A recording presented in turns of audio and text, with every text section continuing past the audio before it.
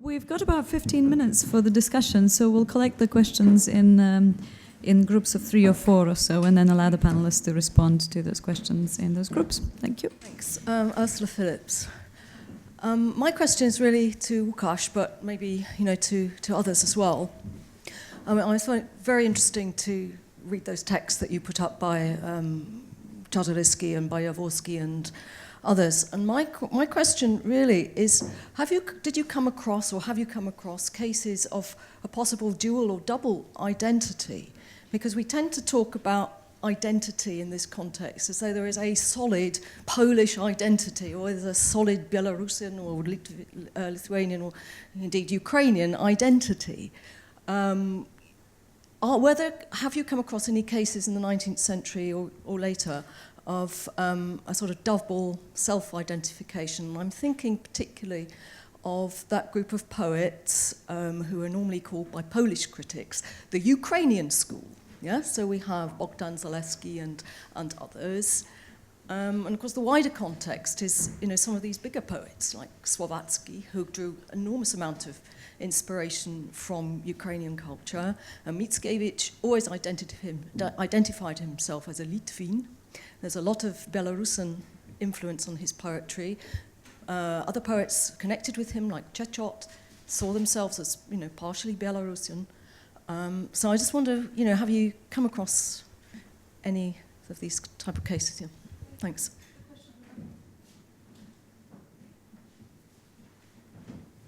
Actually, until Miłosz, Konwicki and Gombrowicz, Polish literature is there. Mickiewicz never was in Warsaw, in Kraków, in Gdańsk, he never visited, actually what is Korona, what was called Korona before.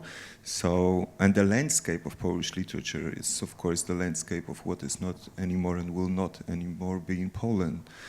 But it doesn't damage this literature. I think it helps. Lithuanian nature is much more beautiful than Polish. But actually, I would like to ask Robert Frost. It was extremely interesting, especially not for historians like me, lecture. But I would like to understand better what you postulate, what you want us to do, or general intellectual public to do, to take this part of history as the history of creation of nation. I can understand that Ukrainians took initiative, which was forgotten in all these 3 or at least 2 unions. But I don't really see that it helped or it was work for Ukrainian nationhood. I think it prevented it rather, or worked against. So I would like to understand you better how it can be a part. Of course, these are facts, so we should learn, we should teach about facts. But facts actually comes from the Latin word fatio facere feci factum, which is construction. So how it can construct the narration that can help Ukrainian nation to live, to survive. Thank you.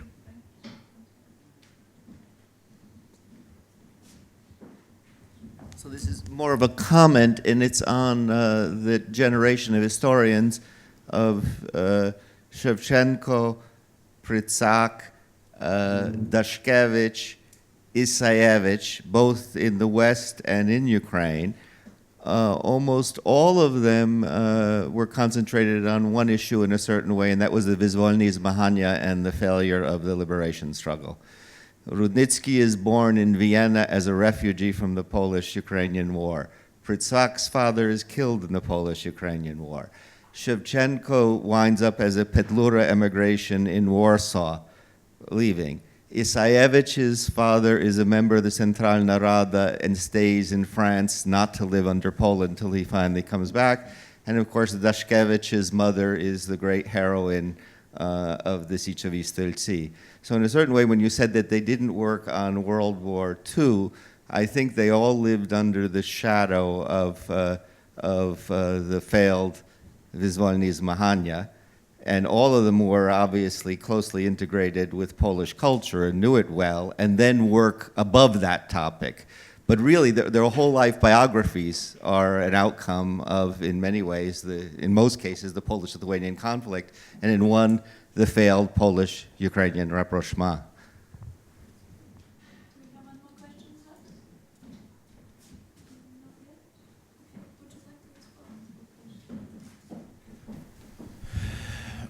So thank you for this interesting question. So I would answer on the following way. The very term double identity is for me quite, I would say, unspecified, because we can actually divide this double identity into three subdivisions. So firstly, for example, it's people who were brought up and educated in one culture, and then during his lifetime they changed their national identity.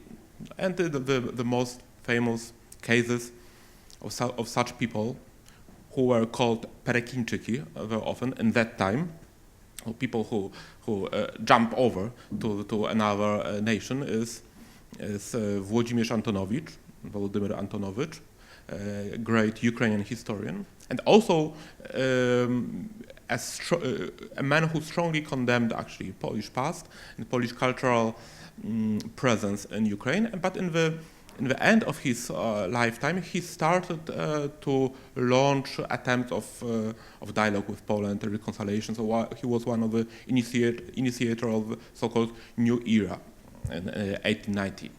So an attempt to find a modus vivendi between Poles and Ukrainians in Galicia.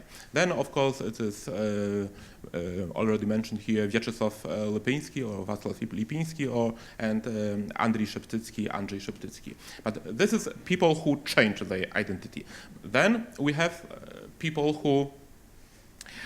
who have a double identity, but in the sense that one identity was regional and another was, let's say, national. No, it's Mickiewicz is like patriot of Grand Duchy of Lithuania, but also definitely a Pole by conviction. But it's in Polish, let's say, Polish-Lithuanian, Polish-Belarusian relations. In terms of Polish-Ukrainian relations, I have quoted Adam Jerzy Czartoryski, who then further in a passage I did not quote, said that he himself, or actually his family, came from Czartorysk, from Volhynia, and therefore he feels also this affinity to Ruthenian lands. But it's also, let's say, General Dwernicki, one of the military leaders of November uprising, 1831 in Poland, or actually it's not uprising, but a revolution or Polish-Russian war. Then different men and different representatives of Polish literature, even Juliusz Słowacki. So you quoted this Polish school in Ukrainian school in Polish poetry. And then third, we have people, but really this group is absolutely the most, the smallest one. People who tried to be both Ukrainian and Poles, but I think perhaps Platon Kostecki, this poet I quoted, might be assessed as such a person, but mainly identity. It's not possible to have equally important, equally dominating national identity during his lifetimes. Also to separate national identity. So one identity preponderates, one dominates sooner or later, and therefore. I can't recall a person of such importance like let's say Mykola Gogol in Russian-Ukrainian relations, who said that he has two souls. One is Russian soul, one is Ukrainian, and he does not know which soul is more important. Thank you. If I might add something to that question, it strikes me, or has always seemed to me, that one of the problems with the Polish-Lithuanian Union and that question of dual identity is that the Union never invents the concept of akin to Britishness. Those of us from north of the border here have recently had to decide what our identity is. Now, some of us, in fact, quite a few of us, decided that our identity was both British, which is not English, and Scottish. The problem is that the concept of Sarmatia as a potential British idea was never incorporated officially. In Britain, James VI came south in 1603 and went to Parliament and said, we're going to form a British monarchy. To the English Parliament. The English Parliament said, no, we're English. And so James created the idea of Britishness by his royal prerogative. And then in 1707, when the parliaments united between Scotland and England, they were fused into a new concept called the British state, which sat above Scotland and England. Wales had been incorporated, so nobody bothered about Wales, into England. That meant that, as in all unions, as in the British Union, where English became the language of the ruling elite, as it is becoming the language of the ruling elite in the European Union, which is why we can have a conference here, all of us speaking English, which we couldn't have had 20 years ago, because the previous generation of Polish and Ukrainian historians wouldn't have known English well enough to speak here. In Poland, Polish became the language. I speak English. That does not make me an Englishman. Speaking Polish does not make you a Pole. Now, the difference culturally between the Polish-Lithuanian and the British Union is that the cultural dominance actually did not lie with, in many ways, what is the dominant political partner, the Kingdom of Poland. Scotland in 1603 and 1707 was bloody poor. Hordes of very poor noblemen came south. One of the great problems with the Union of Lublin is that the execution of the law with regard to royal estates was not extended to Lithuania or to the Ukrainian lands that were incorporated into Crown Poland. That meant a great deal. It made defense of the realm very difficult because the monies went to the wealthy nobility, the great magnates, who formed and had great cultural patronage power, the Radziwiłł, the Sapieha, the Wiśniewiecki, the Ostrowski, and that was a system they liked. And this is tied up with what were one of the problems with the development of Cossackdom is something that Frank showed years ago, that in the Ukrainian Palatinates, the difference between the nobility and the rest, the nobility in the Kiev Palatinate was much smaller than it was in the rest of Poland. 1% of the population compared with 6, 8, 25% in Mazovia, where everybody was a noble and everybody was poor, which meant that those excluded from this great new citizenship, their status was uncertain. And actually what goes on after 1569 in Ukraine, in what is now Ukraine, is as much a struggle between the great lords. Now you can call them Poles, they weren't Poles. Or some of them were, because they could get land in these territories after the Union. A lot of them were native Ruthenians, who either did become Catholics or didn't become Catholics. Now that's one of the power of the identity. You can't say, yes, you can have Natione Polonus gens Rutenus or Roxolanus or whatever you want to say, and that really did operate with people like Czartoryski. But it's not the same as saying, I'm British or Sarmatian. Sarmatian was just an origin myth. Sorry, that's rather long, but to get to your question, I have no idea how this can help modern Ukrainian nationhood. That's not my purpose.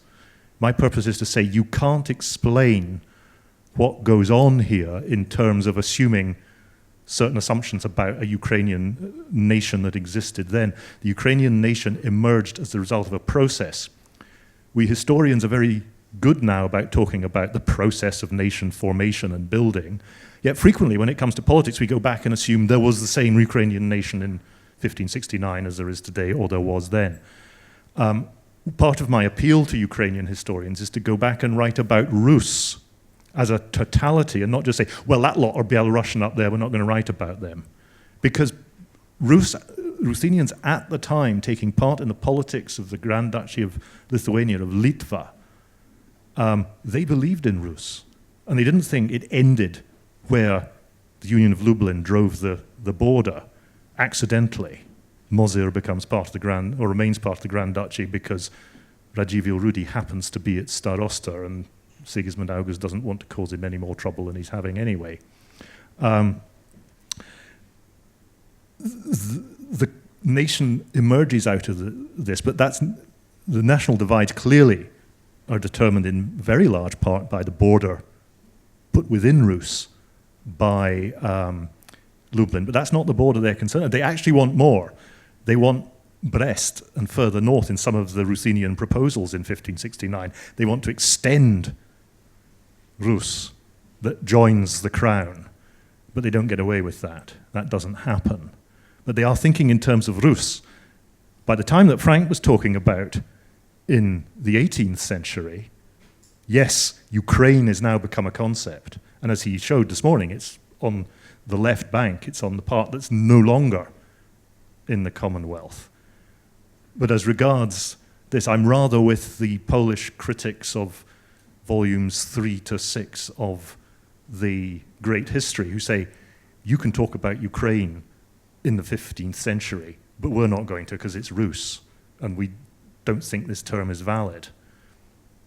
Very long. But we did start late. Frank, thanks for this comment. It is very interesting in a sense that it's how we construct our lives and our experiences and what is most important for them. Of course, Shevchenko and Hrytsak were refugees, World War II refugees, but again, judging by what you're saying, conceptualized their lives in a wake of a different type of a major event and catastrophe. What I was thinking also about lumping together Dashkevich, Isayevich on the one hand, and Shevchenko and Prytsak and maybe some others on the other, is that both Dashkevich and Isayevich at the end of their lives certainly deal very much with World War II and with World War II memories, either in their writings or in the position of the directors of the two institutions, when this doesn't happen in North America. And I wonder, again, whether this is true or not, but the question of the fact that intellectuals are outside of their societies, whether that makes it easier to build bridges and talk about that, or being part of the society and the discourse and the loyalties that are there really make this more difficult. Because I don't think that once, especially Isayevich, when he moves into World War II issues, there are many more bridges built with his Polish counterparts than were before. My impression is that it's less. So, but again, it's a broader question of being part of the society or being outside of the society. What makes you freer and better positioned to engage in dialogue and continue the dialogue? Just a little bit. Double identity, I think that it is possible, even in 19th century. I couldn't agree with you. And I think that there is a difference between what you are thinking about yourself, and what how people perceived your position. So thinking about Szeptycki is different when the Poles are talking about him, and especially in the interwar period, accusing him, or, for example, his mother is also a good example how she perceived his attitude as a traitor, yes? And I think that it is a principle of exclusion, yes? But I have no problem with identity. For example, I could be also Ukraine as well, Ukrainian as Paul, and it is no problem for me. Excellent. On that note, I think we might have to end the discussion. But do remember the discussion will continue in 20 minutes' time when we have a roundtable session. But please join me in thanking our excellent panel.